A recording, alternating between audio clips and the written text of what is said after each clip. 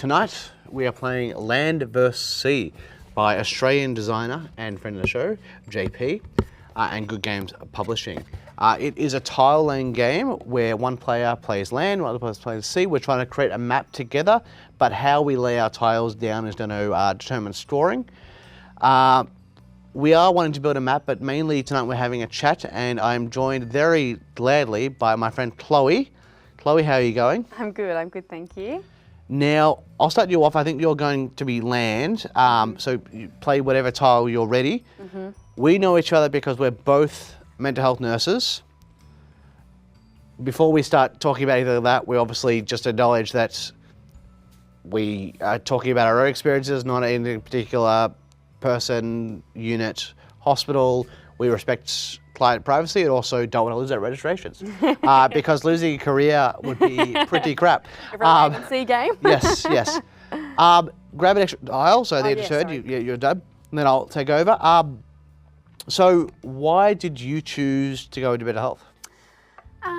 So I think when I started nursing, I went down the course that basically everybody goes down, where they think, want to do pediatrics, and then they maybe dabble in a bit of ED, and then maybe they go for theatre, and I sort of went down all of those. I never actually thought of mental health. It never, ever appealed to me, and I just went on my mental health rotation and when I did my RN studies, and I didn't expect much from it. I didn't think I was going to enjoy it, but I absolutely and utterly loved it, and I was really surprised with how much I liked mental health nursing. I think it was what I found in that mental health placement, what I was missing in all of my medical placements. And then I was just really lucky, sorry, thank you. I think with COVID times, I was really lucky and I got a job in mental health in a facility that I think, was strongly thanks to COVID. And I just loved it. It kind of built that foundation, and then I couldn't go back. I couldn't think of anything else I would have rather done. So I know in a lot of ways, I always say that I feel like mental health nursing picked me. It's very cheesy, but that is it's often how I feel. I think I just enjoyed that style of nursing more than here's the 25 tasks you need to do before 10 a.m. Yeah. And also make sure you're helping 4 elderly patients who can't walk themselves shower. And if you fuck up, someone dies. Yeah. Yeah, well, I mean, it's still serious business in mental health, but yes, you are right. Sometimes it feels 100%. often I think so. Often the medical situations, if that is escalating in a mental health ward, then you can escalate that. And a lot of people just say, oh, don't do mental health nursing. And you kind of get that in your head a little bit, that you don't want to do it for absolutely no reason other than everyone else tells you not to. Well, because I guess the reputation is you have a lot of people who don't understand. Well, yes, but it also might be like, oh, you're going to be dealing with a lot of people who are unwell and violent. Yeah. And you do have people who have drug-induced psychosis who are acutely unwell and can't manage how they're feeling and how they're going. But that's probably more dangerous than ED than it is in a psych ward. Well, that's it. Yeah. That's it. There's dangers just everywhere, isn't there? So I think that's something I've definitely learned. So we talked about why we sort of went into it. We're now had a number of different rotations in our grad program, year and a half or so on the ground. What is different to what you expected? So based on, doing the class and doing the original placement? The biggest difference is that nothing is the same with anybody, with any one patient. And I think that that's one thing that takes a lot of time to learn working in mental health, is that it's not as simple as, their blood pressure's high on the blood pressure machine, therefore they have hypertension. So, or, their heart rate's high, there's something going on with that. It's so much more than that, and it's very different with every single person, and every single situation is different. Doesn't matter how much, you know about something, everyone is different with their pasts and their presentations and their needs, and I think that, it's something that I don't know when you can ever stop learning. Someone having a diagnosis of a certain mental condition doesn't mean, okay, they have this treat, they have X, treat Y, it's going to be so vastly different. And I think that's something that takes a while to sort of come by, especially when you depending on where you are, you might be in an acute ward. You might have someone who's very unwell and they're there for a week, maybe. You might not have that much time with them.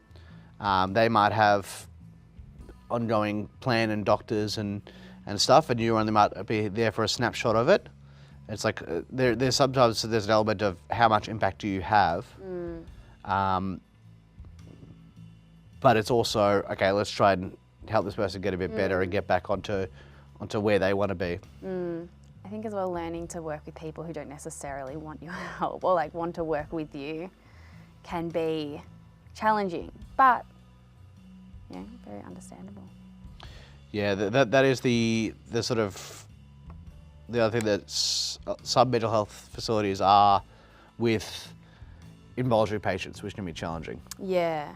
So you've closed this off. Well, that's lovely. Yeah, so it's 1, 2, 3, 4, 5, 6, 7 plus 8, 9, 10, 11, 12. So 12 points.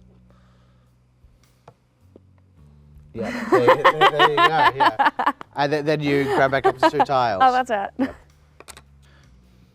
Because I guess the other thing to think of is obviously there is a big push recently, and I say recently, but especially post lockdowns, is just to be a bit more aware of your own mental health and those around you.